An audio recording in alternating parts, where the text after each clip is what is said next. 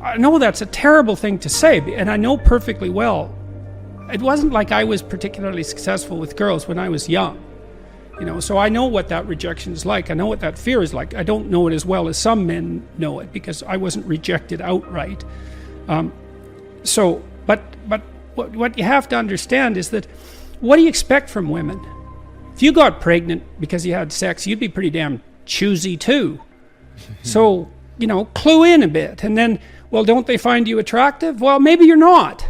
Like, have you paid attention to how you dress? Do you have a plan? Are you as educated as you could be?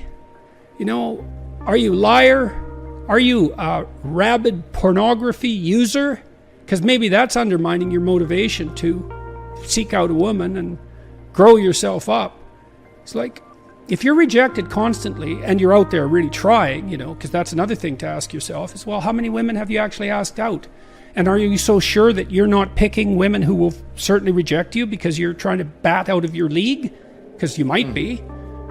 So, and I'm speaking about this as a clinician too, because I had plenty of men in my practice who were, radically unsuccessful with women. I had one man in particular, he was so afraid. Real misreading of the text. And I also think that it's wrong because harmless and good are not the same thing at all. And in fact, I think one of the best ways of characterizing like a higher order morality, and this is something that Nietzsche talked about a fair bit, is that, and Jung as well, with regards to the idea of integration of the shadow, is that someone who's moral has the capability for violence.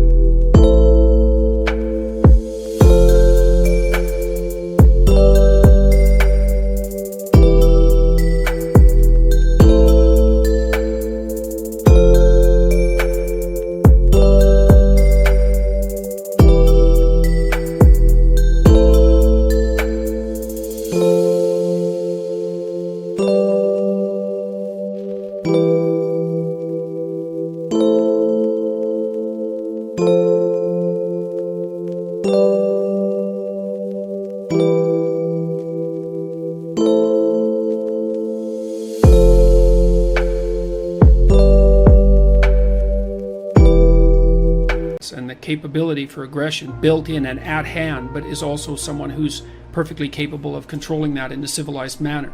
And I think that, I'm speaking off the cuff here, obviously, but I think that the attraction that some women have for the sort of men who are more likely to misbehave, to act in a delinquent manner and so forth, is partly their desire to be associated with men who have the capacity for aggression. Now, the best of all possible worlds is when that capacity for aggression is civilized and held under control. But so I would say that one of the things that men should do as they mature is transform themselves into monsters, but also become civilized at the same time.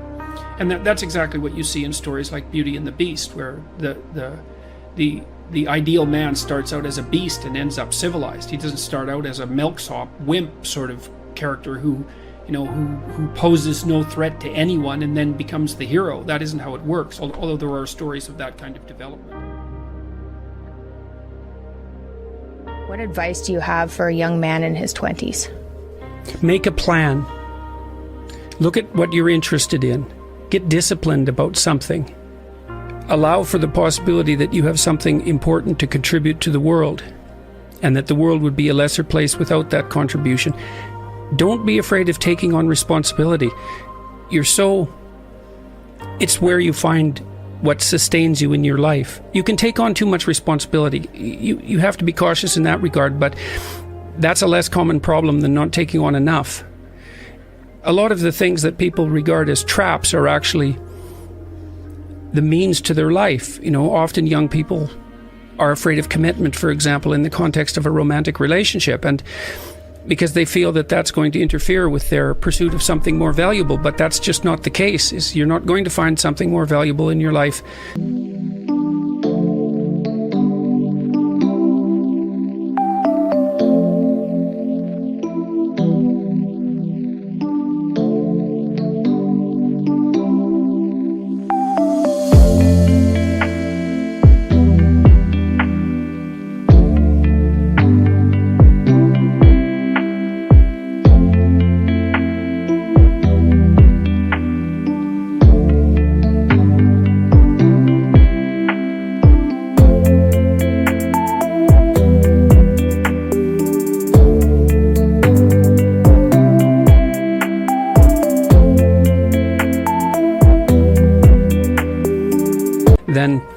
a committed relationship with someone that you love, that sustains itself across time, and that in all likelihood